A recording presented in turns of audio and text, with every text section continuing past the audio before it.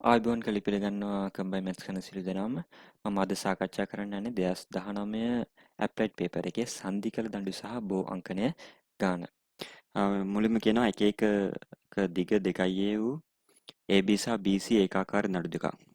එතකොට දිග සමානයි 2a කියලා ගන්න කියලා තියෙන්නේ. AB දණ්ඩේ දිග W කියලා දීලා තියෙනවා. BC දණ්ඩේ බර 2w කියලා දීලා තියෙනවා. ඒ කෙළවර අචල ලක්ෂයකට සුමට ලෙස අසව් කර ඇත. මේ ඒ ලක්ෂයේදී මේ AB දණ්ඩ අසව් කරලා තියෙනවා. අසව් කරලා තියෙනවා කියලා කියන්නේ අනිවාර්යයෙන්ම ඒ කියන ලක්ෂයේදී ප්‍රතික්‍රියාවක් තියෙනවා. ඒ කියන්නේ ප්‍රතික්‍රියාවේ තිරස් සහ සංරචක ගත්තොත් එහෙම ඒකෙන් අපිට සම්ප්‍රයුක්තයක් ගන්න පුළුවන්.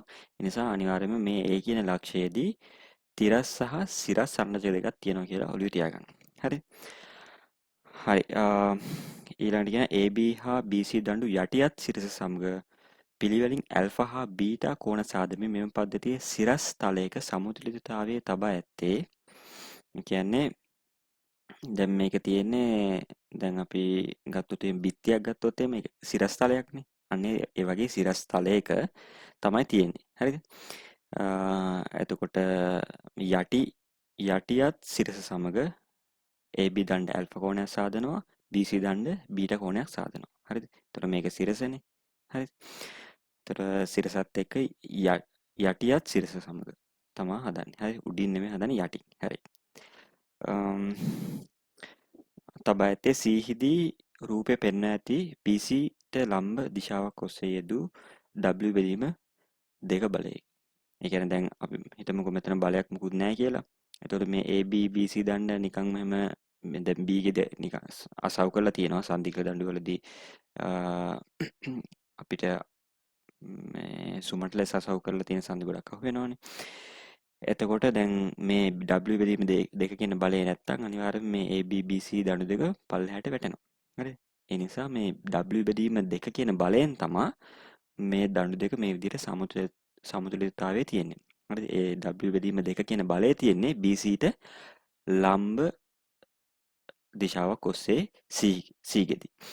හරි ඊට පස්සේ අපිට කියනවා බීට සමානයි 5 බෙදීම 6 බව පෙන්වා B සංදියේදී AB දණ්ඩ මගින් BC දණ්ඩ මත යොදන ප්‍රතික්‍රියාවේ තිරස් සහ සිරස් සන්නචක සොයන්න tan alpha බව පෙන්වන්නේ. කියන්නේ කොටස් තුනක් අහනවා.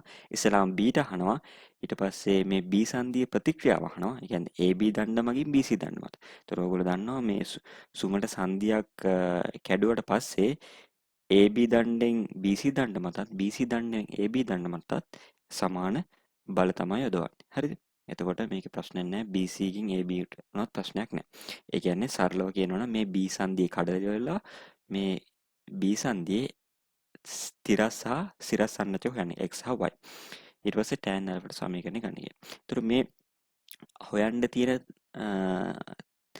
තියෙන දත්ත දිහා බලනකොට අපිට ගාන කොතනින්ද පටන් ගන්න ඕන කියන එක පැහැදිලි වෙන්න ඕනේ. දැන් ඉස්සලාම් B ටනේ හොයන්න තියෙන්නේ.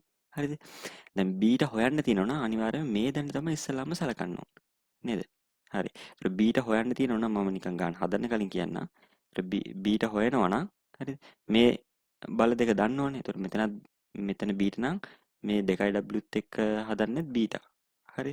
එතකොට B සංතියෙන් ගූර්ණ ගත්තොත් එහෙම BC දණ්ඩට අපිට B ට හොයාගන්න පුළුවන්. හරිද? දැන් මම මේ කියලා දෙන්න යන්නේ ගාන හිතන විදිය. හරිද? දැන් ඉස්සෙල්ලාම B ට හොයන්න තියෙන්නේ. එහෙනම් B ට අදාළ වෙන්නේ BC සංදියට. එහෙනම් BC සංදියට මේ දත්ත දෙක දන්නවා අපි B සංදියේදී මොකක්ද කියලා දන්නේ නැහැ. එහෙනම් B දන්නේ නැති ඒවා පැත්තකින් තියලා B සංදියෙන් අපි ගන්නවා ගූර්ණයක්.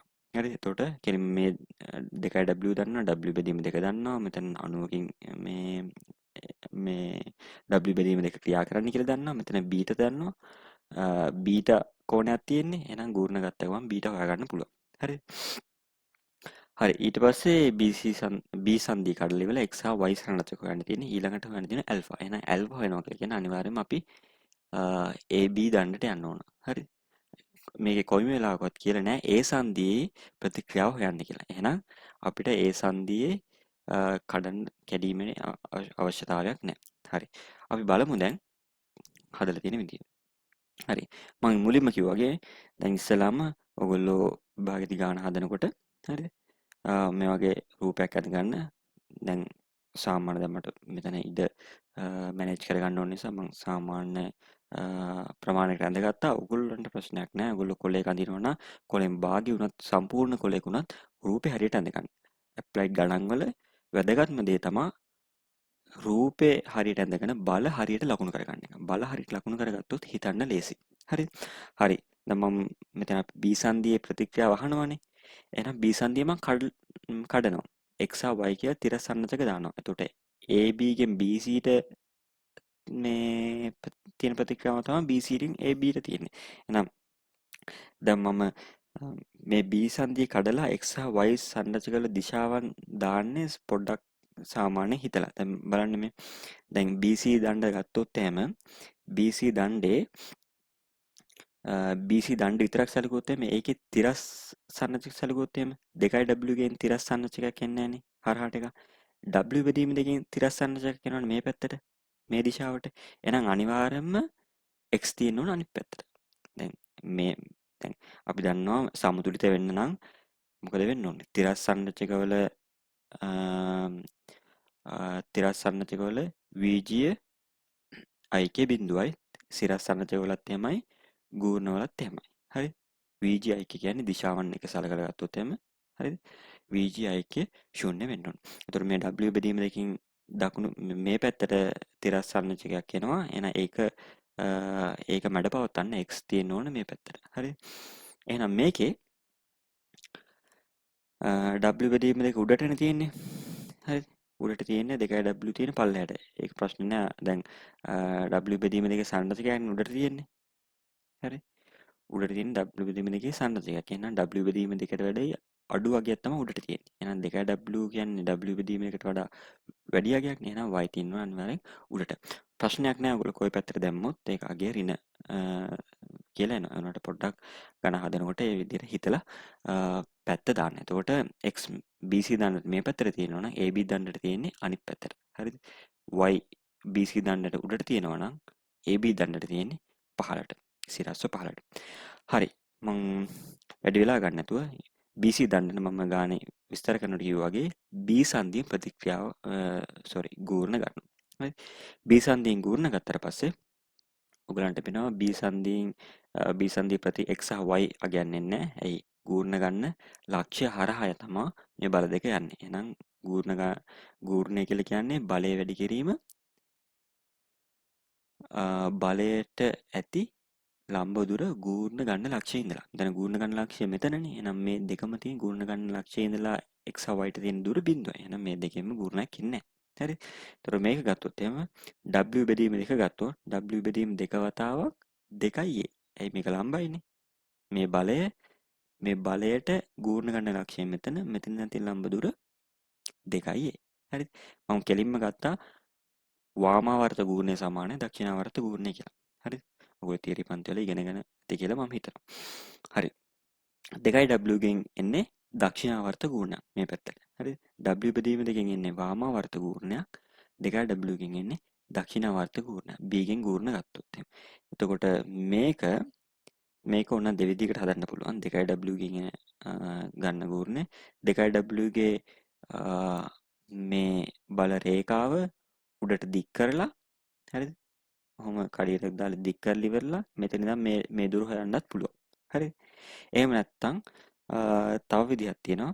මේ 2W කියන එක විභේදනය කරනවා මේ ලක්ෂයෙන්. මේ අතට බලයකුයි මේ අතට බලයකුයි. හරිද? දණ්ඩ දිගේ සහ දණ්ඩට ලම්බකව. හරිද?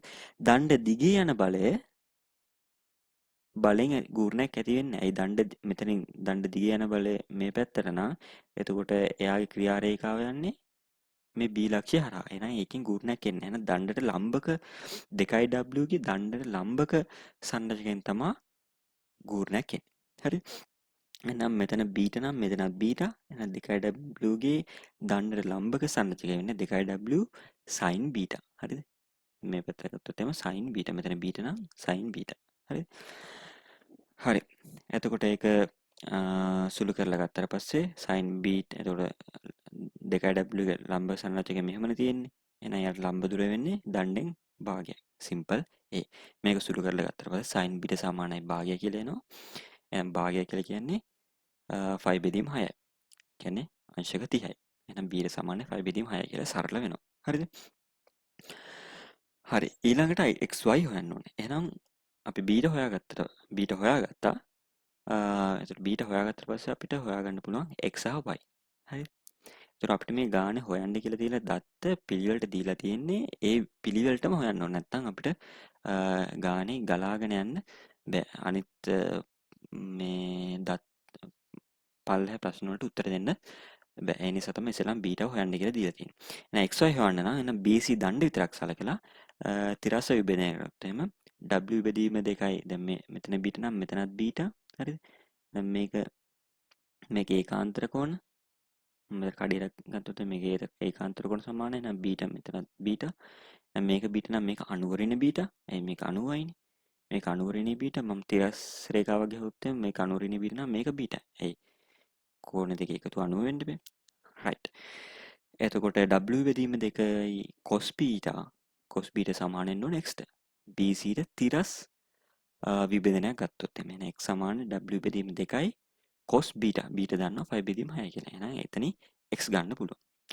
ඊළඟට BC දන්නට සිරස්ව විභජනය කරනවා. සිරස්ව විභජනය කරොත් එම y ධන w බෙදීම 2යි මොකද sin b w බෙදීම 2 සන්නජකින් උඩටනේ. හරි. sin b සමානයි 2w. හරි. තේරෙනවනේ? y ධන w බෙදීම 2යි sin b සමානයි 2w. එතනින් ගත්තට පස්සේ b වෙනුවට 5 බෙදීම 6 ආදේශ කරලා y සමානයි 7යි w බෙදීම 4යි කියලා එනවා. එහෙනම් x හොයාගත්තා, y හොයාගත්තා, b හොයාගත්තා. ඔන්න ගානේ කොටස් දෙකක් කියලා. ඊළඟට අපිට අහන්නේ ඇල්ෆා. හරි. tan alpha. බලමු ඒක කොහොමද හොයන්නේ කියලා. හරි. දැන් අපි b දන්නවා xy දන්නවා. එහෙනම් අපි කරන්නේ අපිට ඒ සංදිය කඩන්න ඕනේ නැහනේ. ඒ සංදිය මුකුත් ගත්තා නැහනේ. එහෙනම් ගාන හරියටම තේරුම් ගන්න ඕනේ මොනවද අපෙන් අහන්නේ කියලා. හරිද? ඒ අහන ඒවාට විතරක් උත්තර දෙන්න. හරි. හරි. අපි ඒ සංදියෙන් ගූර්ණ ගන්න ඕනේ. දැන් අපි AB දණ්ඩ සලකලා තිරස්සිරස් විභේදනය ගත්තොත් මොකද වෙන්නේ? ඒ සංදිය කඩන්න වෙනවා. එහෙනම් අපිට තිරස්සිරස් විභේදනය ගන්න බෑ. එහෙනම් අනිවාර්යයෙන්ම ඒ සංදිය ගූර්ණ ගන්න AB දණ්ඩට. එතකොට AB දණ්ඩ ගූර්ණ ගත්තොත් එමේ මේ W තියෙනවා. මේක ඇල්ෆා නම් මෙතනත් ඇල්ෆා. මෙන්න මෙතන කෝණෙත් ඇල්ෆා. ඇයි? මේක සමාන්තරයිනේ. මේක අනුරූප කෝණ. හරිද? ඇල්ෆා XY දන්නවා අපි කලින් හොයාගත්තා. එහෙනම් ඒ සංදියෙන් ගූර්ණ ගත්තොත් එහෙම x තියෙන්නේ x ගෙන් ඇති කරන ගුණ ඇති වෙන්නේ වාමාවර්ත y ගෙන් සහ w ගෙන් ඇති කරන්නේ දක්ෂිණාවර්ත ගුණ. එහෙනම් y ගෙන් w ගෙන් ඇති කරන ගුණ එක පැත්තක ගන්නවා x ගෙන් ඇති කරන ගුණ එක පැත්තක ගන්නවා. එහෙනම් අර වගේම මෙතන ඇල්ෆා නා x cos ඇල්ෆා. හරි? මෙතන හොඳට බලන්න. මේක ඇල්ෆා නම් මෙතනත් ඇල්ෆානේ. හරිද? එහෙනම් මෙතන අනුවරිණ ඇල්ෆා. හරි? අනුවරිණ මෙතන අනුවරිණ ඇල්ෆා. මේ කෝණය. එහෙනම් x අර කිව්වා වගේ ධන x කියන බලය දණ්ඩට ලම්බකෝ සහ දණ්ඩ දිගේ විභේදනය කරොත් එම s ගේ දණ්ඩ ලම්බ සන්නජ කියන්නේ x sin අනුවරිණ ඇල්ෆා. ඒ කියන්නේ cos ඇල්ෆා නේ. x cos ඇල්ෆා මෙහෙම නේ මේ අතරේ. ඒතර a ගේ තියෙන දුර 2යි a සමානයි y ගෙත් මෙතන ඇල්ෆා y sin ඇල්ෆා. ඒතර sin ඇල්ෆා කියන්නේ දණ්ඩට ලම්බක සන්නජකේ. y sin ඇල්ෆා වැඩි කිරීම 2යි කියන්නේ a ගෙන් තියෙන දුර b ට තියෙන දුර. ධන w මෙතන තියෙන ඇල්ෆා නේ. එහෙනම් w sin ඇල්ෆා. ඒ දණ්ඩට ලම්බක සන්නජකේ. w sin ඇල්ෆා දණ්ඩ දිගේ තියෙන සන්නජකෙන් එන්නේ නැහැ මම කලින් කිව්වා වගේ. ඒතකොට w sin ඇල්ෆා වතාවක් a. ඒ කියන්නේ a ගෙන් තියෙන කැපිටල් a ගෙන් තියෙන දුර මෙතන මොනවාද මෙයාගේ බර ක්‍රියාත්මක වෙන්නේ දණ්ඩේ හරිම දින්නේ. මේ ඒකාකාර දණ්ඩ. හරි. දැන් එතකොට x දන්නවා y දන්නවා. දන්නේ නැත්තේ ඇල්ෆා. එහෙනම් xy ආදේශ කරලා ගත්තට පස්සේ මේක ටිකක් සුළු කරගන්න මම සමීකරණ මේ දෙපැත්තම cos alpha ගෙන් බෙදලා තියෙනවා. අපි අපෙන් අහන්නේ tan alpha නේ. එහෙනම් cos alpha ගෙන් බෙදුවා ඊපස්සේ මම tan alpha කියලා ප්‍රකාශනයක් කරනවා. ඊළඟට 2y ධන w. x හා y ආදේශ කරනවා මේ x හා y තියෙන තැන් වලට. ආදේශ කියලා සුළු කරලා ගත්තට පස්සේ නෝ tan alpha සමානයි මූල 3 බෙදීම 9 කියලා. ඔන්න අපි සංධි කරන දඬු ගාන හැදුවා. මේක සරල ගාන අනිත් විභාග ප්‍රශ්නත් එක්ක බලනකොට. හරි. හරි. දැන් අපි බලමු B කොටස. කියන්නේ බෝ අංකණයේ ගාන. එතකොට මේ බෝ අංකණයේ ගාන ගත්තොත් එහෙම මේකේ දීලා තියෙනවා රූපයේ පෙන්වා ඇති රාමු සැකිල්ලේ ඒවයි කෙළවරදී සුමට ලෙස සංධි කළ මේ දඬු ඔය ඇදලා තියෙන දඬු 1යි 2යි 3යි 4යි 5යි දඬු පහේ දිගවල් දීලා තියෙනවා AB කියන්නේ A, BC කියන්නේ A, CD කියන්නේ 2A කියලා. ඒතර AB සමානයි CB, AB සමානයි CBA ගන්න දීලාම තියෙනවනේ. එහෙනම් මේක ABC කියන ත්‍රිකෝණය සම ද්විපාද ත්‍රිකෝණය. හරිද? ඒතර සම ද්විපාද ත්‍රිකෝණය. A හිදී අචල ලක්ෂර සුමට ලෙස අසව් කරගත්ත. එහෙනම් A ගෙදී අසව් කරලා තියෙනවා. එහෙනම් A ගෙදී ප්‍රතික්‍රියාවක් තියෙනවා. හරි? එතකොට D සංදියේදී W කියලා බරක් එල්ලලා තියෙනවා. AC සිරස්වද AC සිරස්ව. එතකොට මේ AC කියන රේඛාව දණ්ඩ සිරස්. CD තිරස්ව. CD කියන එක තිරස්. එතකොට මේක සිරස් මේක තිරස්. රාමසගිල්ල සමතුලිතව තබා ඇත්තේ C සංදියේදී AB දණ්ඩට සමාන්තරව AB දණ්ඩ සමාන්තර රූපය පෙන්වා ඇති දිශාවට යෙදූ P බලයක් මගින්. එහෙනම් මේ P බලෙන් තමයි මේක මෙතන W එල්ලලා තියෙන මේ P බලෙන් තමයි මේක සමතුලිතතාවයේ තියෙන්නේ. හරි. විශේෂම දේ තමයි මේකේ මාක් කරලා නැති එක තමයි P කියන බලය AB දණ්ඩට සමාන්තරයි. හරිද? ඊට පස්සේ මේකේ කියනවා බෝ අංකනයේ භාවිතයෙන් D B හා C සංදි සඳහා ප්‍රත්‍යාබල සටහනක් අඳින්න කියලා දීලා තියෙනවා. හරිද? ප්‍රත්‍යාබල සටහනක්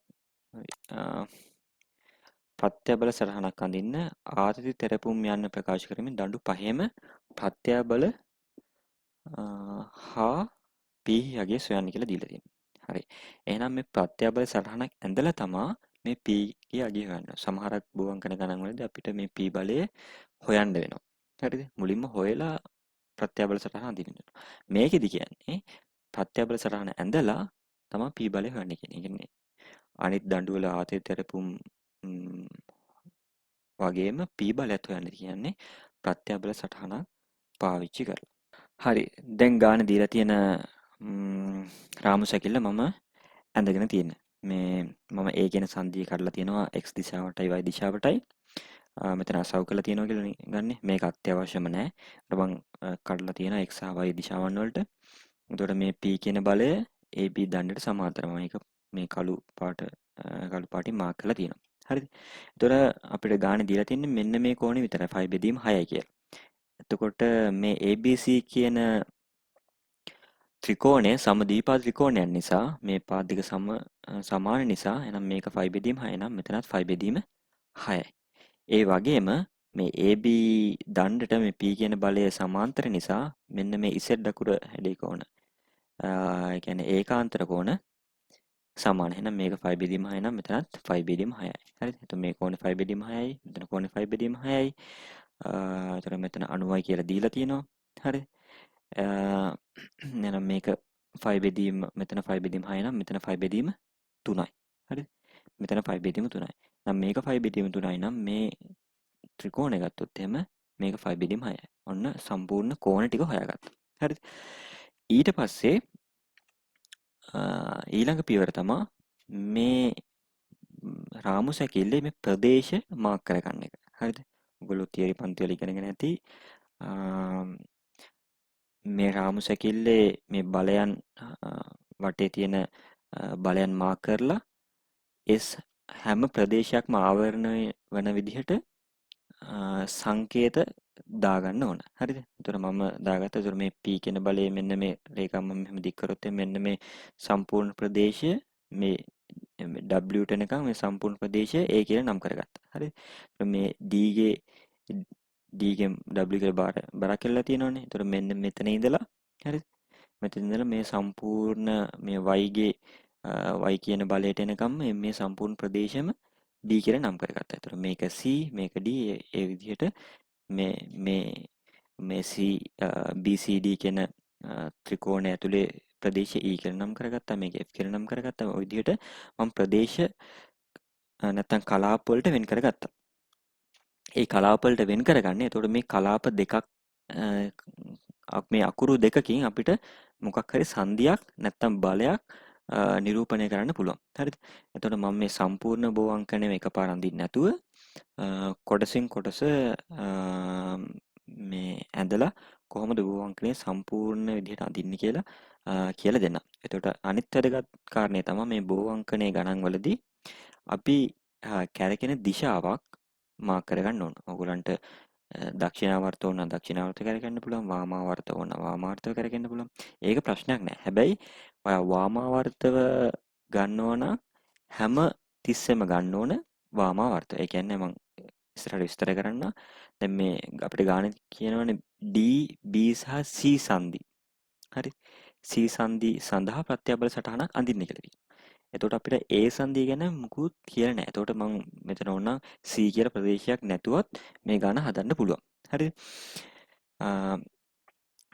මම ඉස්සෙල්ලාම බෝ අංකනයක් අඳිනකොට මේ දන්න බලයකින් තමයි පටන් ගන්න ඕන. දැන් මෙතන මේ W කියන බර හරිය නිරූපණය කරන්න පුළුවන්. දැන් ප්‍රදේශ දෙකක් ගත්තොත් මේ A සහ B කියන ප්‍රදේශ දෙක මායිම් වෙන්නේ මේ W කියන බරෙන්. හරිද? නිසා මේ W කියන අගය මම දන්නවා. හරිද? නිසා බෝ අංකණය අඳින පටන් ගන්නකොට ඉස්සෙල්ලාම දැන් මම D කියන සංදිය වටා තමයි වාමාවර්තව කැරකෙන්නේ. හරිද? වාමාවර්තව කැරකෙන්නේ. ඒ කියන්නේ වමේ ඉඳලා දකුණට මම කැරගෙනවා D සංදිය වටා. අනිත් සංදිය අමතක කරලා D සංදිය වටා කැරගෙද්දී ඒ කලාපයේ ඉඳලා නිකන් මේක හිතන්නකෝ දේශ සීමාවක් කියලා. හරි? එක රටකින් අනිත් රටකට යනවා වගේ. ඒ කලාපයේ ඉඳලා B කලාපයට යනවා. එතකොට ඒ කලාපයේ ඉඳලා B කලාපයට යනකොට වාමාවර්තන කරගෙන්නේ අපිට හම්බෙන පළවෙනි බලය තමයි W. හැබැයි ඒක තියෙන්නේ පහළට. එහෙනම් A ඉඳලා B ට යද්දි හම්බෙන බලය W ඒක තියෙන්නේ පහළට. එහෙනම් A ඉඳලා B ට A සිට B ට තියෙන්නේ පහළට, සිරස්ව පහළට ඒකගේ W. ඔන්න මම මේ නිල් පාට රේඛාව ඇඳගත්තා. හරිද? මම මේ පාට වලින් ඇඳලා තියෙන්නේ ඔයගලන්ට තේරුම් ගැනීමේ පහසු සඳහා. හරිද? A ඉඳලා B ට ගියා. හරි. දැන් D සංදිය වටාම තමයි කරගෙන්නේ. B ඉඳලා E ට යනවා. එතකොට B ඉඳලා E ට යනකොට හම්බෙන්නේ මොන දණ්ඩද? BD කියන දණ්ඩ. BD කියන දණ්ඩ තියෙන්නේ තිරසට ෆයි බෙදීම 6ක ආනතව. හරි? තිරසට ෆයි බෙදීම 6ක් ආනතව B කලාපයේ ඉඳලා E කලාපයට යද්දී. හරිද? එහෙනම් මෙතනනේ B තියෙන්නේ. B ඉඳලා E තියෙන්න ඕන. එතකොට B ඉඳලා E තියෙන්න ඕන තිරසට ෆයි බෙදීම 6ක් ආනතු යන රේඛාව මත. ඒ නිසා මම මේ ඉස්සෙල්ලාම නිල් පාට කඩේරකින් ඇඳගත්තා තිරසට ෆයි බෙදීම 6ක රේඛාවක්. එතකොට මේ රේඛාව මත කොතන හෝ ලක්ෂයක තමයි E තියෙන්න ඕන. පහළ වෙන්න පුළුවන්, උඩ වෙන්න පුළුවන්. ඒක අපි දන්නේ ඊළඟට ආයි D සංදිය වටා කරගෙද්දී E ඉඳන් A ට යනකොට අනිවාර්යයෙන්ම CD දන්න හම්බෙන්නේ. අපිට ගාන කියනනේ CD දන්න තිරස් කියලා. එහෙනම් E සහ E අක්ෂරයේ ඉඳලා A අක්ෂරයට යනකොට අනිවාර්යයෙන්ම මේක තිරස් වෙන්න ඕන. එහෙනම් අපිට දැන් හොයාගන්න පුළුවන් E ලක්ෂය කොතනද තියෙන්නේ කියලා. මොකද මෙතන අවශ්‍යතාව දෙකයිනේ. D ඉඳලා E ට යනකොට තිරස්ස ෆයි බෙදීම 6ක දණ්ඩක් අහු වෙනවා. E ඉඳලා A ට යද්දි තිරස් එකක් හම්බ වෙනවා. අපි මම B ගෙන් මම මෙහෙම කඩේරක් ඇඳගත්තනේ නිල් පාට කඩේරක්. තිරස්ස ෆයි බෙදීම 6ක එක. හරිද? එහෙනම් E කොතන හරි තියෙනවා මේ රේඛාව මත.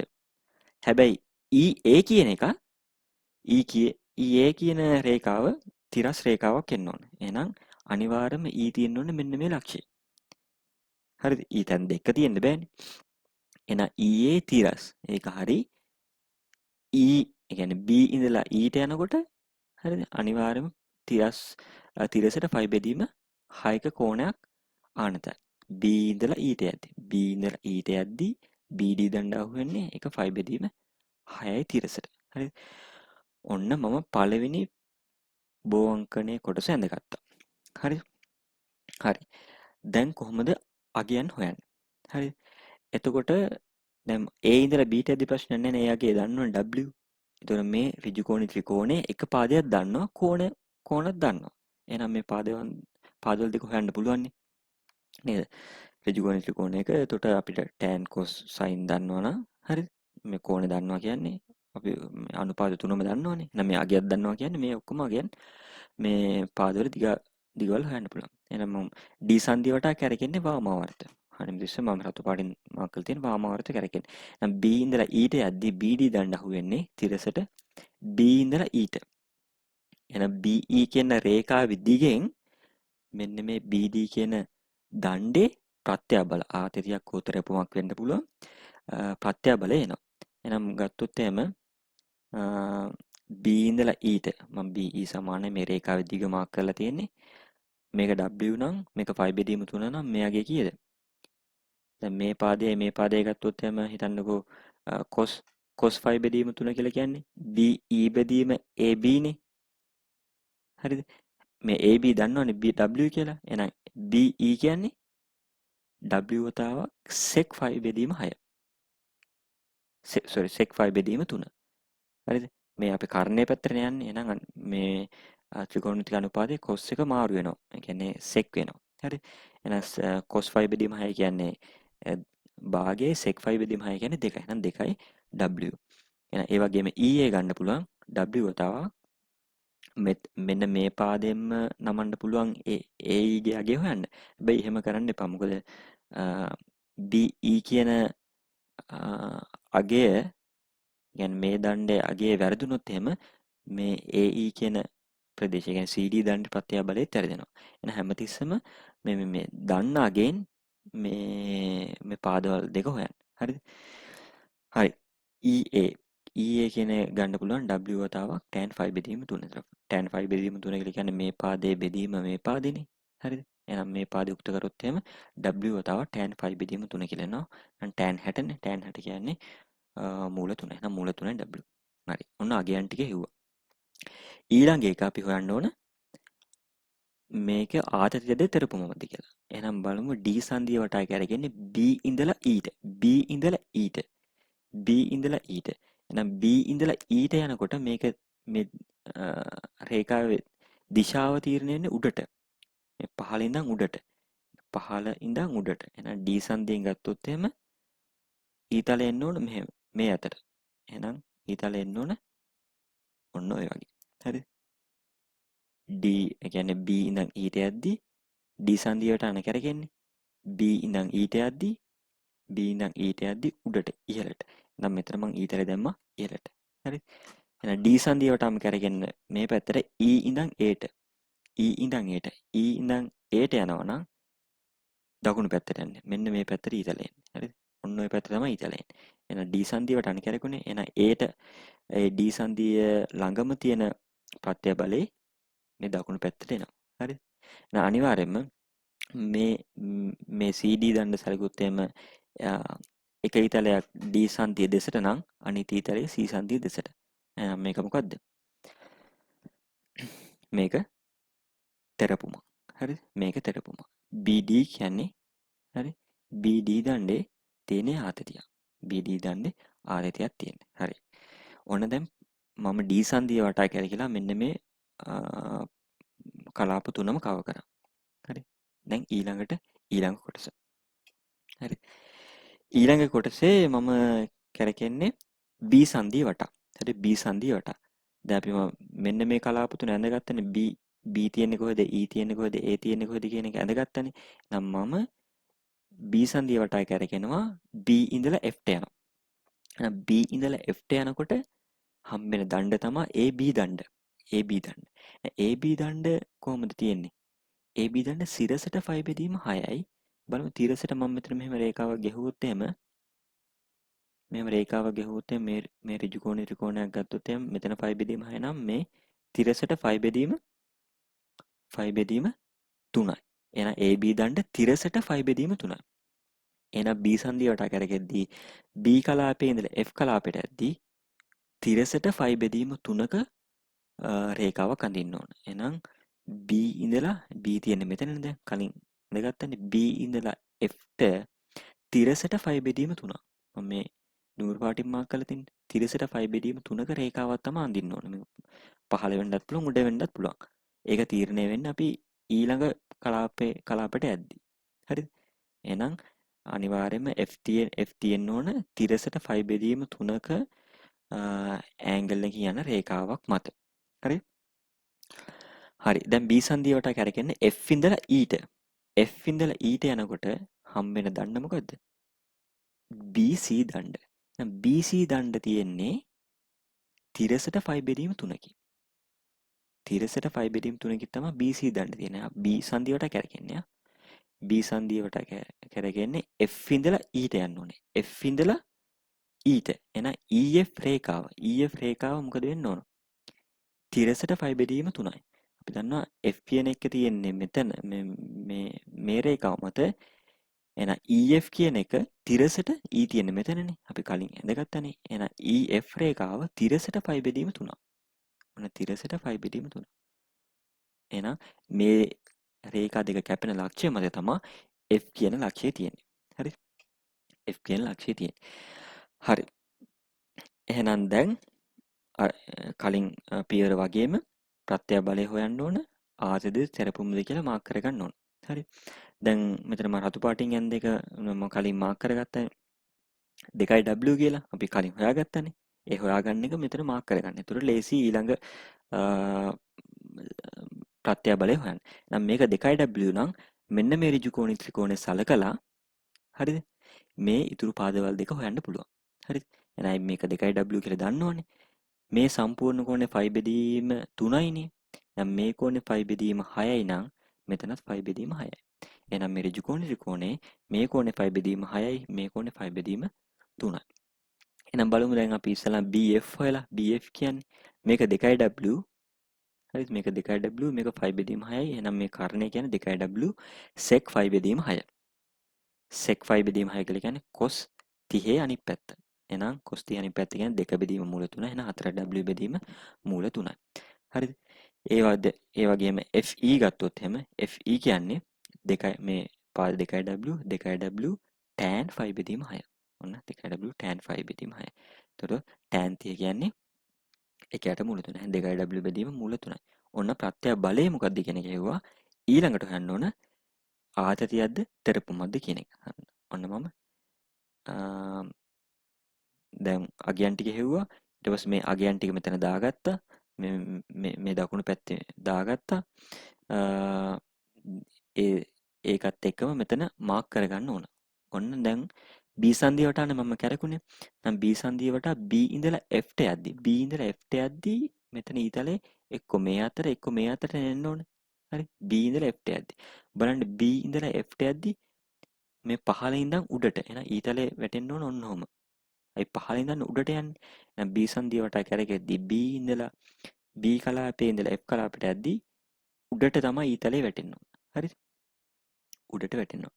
එහෙනම් B සංදිය වටා කැරකෙද්දි F කලාපේ ඉඳලා E කලාපයට යද්දි F කලාපේ ඉඳලා E කලාපයට යද්දි උඩ ඉඳලා පහළට. උඩ ඉඳලා පහළට. හරිද? උඩ ඉඳලා පහළට. එහෙනම් B සංදිය වටා කැරකෙද්දි මේ ඊතලේ වැටෙන්න ඕන පල්ලහැට. ඊතලේ උල තියෙන්න ඕන පහළට. හරිද? එහෙනම් මෙතන මේ දෙක දාගත්ත කියලා කියන්නේ මෙතනත් දාගන්න පුළුවන්. එහෙනම් මේ ඊතලයට සාපේක්ෂව A සංදියේදී ඊතලේ මෙහෙම එන්න ඕන. මෙතන C සංදියේදී PC දණ්ඩට මේ විදිහට එන්න ඕන. එතකොට මේ දෙකම ආතති දෙකක්. එහෙනම් මේ ප්‍රත්‍ය බලය මෙතන දන්නවා මේ දෙකම ආතති දෙකක්. හරි. අපි බලමු දැන් එතකොට මේ දඬු 1 2 3 4ක් හරි මෙන්න මේ දණ්ඩ සහ P බලය හොයන්න ඕන. හරිද? හරි. බලමු දැන් ඊළඟ පියවරට කියලා. ඔන්න මම දැන් දම් පාටින් ඇදලා තියෙනවා A පියවර. A පියවරේදී ඔන්න දැන් මම කැරගෙනවා C සංදිය වටා. හරිද? C සංදියට කැරගෙන්නේ. හරි. C සංදිය වටා කැරගෙද්දී F ඉඳලා D ට යද්දී අපි F මාක් කරලානේ තියෙන්නේ මෙතන මේ. F මාක් කරලා තියෙනවා මම දුඹුරු පාටින් කලින් දෙවෙනි පියවරේදී ඇඳානේ. F ඉඳලා D ට යද්දී හම්බෙන්නේ AC දණ්ඩ. එහෙනම් AC දණ්ඩ සිරස්නේ. එහෙනම් F ඉඳලා F කලාපේ ඉඳලා D කලාපයට යද්දී අනිවාර්යයෙන්ම සිරස් රේඛාවක් හම්බ වෙන්නේ. දැන් සිරස් රේඛාවක් නේ හම්බෙනවා නම් F ඉඳලා මම සිරස් රේඛාවක් අඳිනවා. ඔන්න මට කඩේරක් ඇඳලා මෙහෙම දිගටම අඳින්න පුළුවන්. එහෙනම් F මාක් කරලා තියෙන D තියෙන්න ඕන අනිවාර්යයෙන්ම මේ F හරහා යන සිරස් රේඛාවක් මත. අපි දන්නේ D තියෙන්නේ කොතනද කියලා. එහෙනම් D තියෙන්නේ කොතනද කියලා හොයාගන්න පුළුවන්. මෙන්න මේ කලාප දෙක සැලකුවොත්. D සහ A තියෙන්න ඕන. D සහ A තියෙන්න ඕන D ඉඳලා D කලාපේ ඉඳලා A කලාපයට යද්දි හම්බෙන්නේ P බලය විතරයිනේ. P බලය තියෙන්නේ කොහමද? P බලය තියෙන්නේ සිරසට 5 බෙදීම 6යි. තිරසට කීයද? තිරසට 5 බෙදීම 3ක්. එහෙනම් D ඉඳලා Aට යන්නේ අනිවාර්යයෙන්ම තිරසට 5 බෙදීම 3ක කෝණය කියන රේඛාවකින්. හරිද? එහෙනම් D ඉඳලා Aට එහෙනම් A ඉඳලා දැන් D ඉඳලා Aට ගියත් A ඉඳලා D ට ප්‍රශ්න නැහැ. AD රේඛාව යන්න ඕන අනිවාර්යයෙන්ම තිරසට 5 බෙදීම 3ක්. එහෙනම් තිරසට 5 බෙදීම 3යි කියන්නේ මේ දුඹුරු පාට රේඛාවත් 5 බෙදීම 3යි නේද? දුම්රු පාට රේඛාව 5 බෙදීම 3. එහෙනම් මේ රේඛාවට සමාන්තර රේඛාවක් තමයි අනිවාර්යයෙන්ම AD කියන රේඛාව වෙන්නේ. ඇයි මේ D ඉඳලා ඒ කියන්නේ AD රේඛාව අනිවාර්යයෙන්ම AD නිරූපණය කරන්න ඕන P බලයනේ. හරිද? එහෙනම් P බලය තියෙන්නේ තිරසට 5 බෙදීම 3. හරිද? එහෙනම් අනිවාර්යයෙන්ම මේකට සමාන්තර වෙන්න බලමු. හරිද කියලා දැන් BF ගෙන් නිරූපණය වෙන්නේ මේ AB දණ්ඩ නේද? එහෙනම් ගාන දීලා තියෙනව නේද AB දණ්ඩ P බලයට? කියන්නේ P බලය AB දණ්ඩට සමාන්තරයි කියලා. එහෙනම් ඒකත් මේ බෝවංක නිරූපණය වෙනවනේ නේ. එහෙනම් AD කියන රේඛාව අනිවාර්යයෙන්ම මේ රේඛාවට සමාන්තරයි. ඒ වගේම DFD කියන රේඛාව සිරස්. F කලාපේ ඉඳලා D කලාපයට යද්දි F කලාපේ ඉඳලා D කලාපයට යද්දි හම්බෙන්නේ AC දණ්ඩ සිරස්. හරි. එහෙනම් මේ දම් පාටින් ඇදලා තියෙන්නේ ඔන්න ඕක. හරි. දැන් මේක සමාන්තරයි. ඒ වගේම හරිද? එතකොට මේගොල්ලෝ අදිටොන්ට මේක සමාන්තර වෙන්න මේ ඇඳිලා නැහැ. හරියට සමාන්තර වෙන්න අඳින්න ඕන. හරි අඩිවල තියලා. ඔයගොල්ලෝ ගොඩක් වෙලාවට මේ බෝ අංකණයේ ගාන අඳිනකොට මේ 5 බෙදීම 6 5 බෙදීම 3 පුළුවන් නම් කෝණමානෙන් මාක් කරලා අඳින්න try එකක් දෙන්න. එහෙම නැත්තත් ප්‍රශ්නයක් නැහැ. එතකොට කෝණ වෙන දැන් මෙතන නම් තියෙන්නේ 5 බෙදීම 3යි 5 බෙදීම 6යිනේ කෝණ තියෙන්නේ.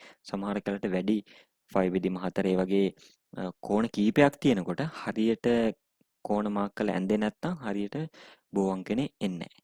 හරි.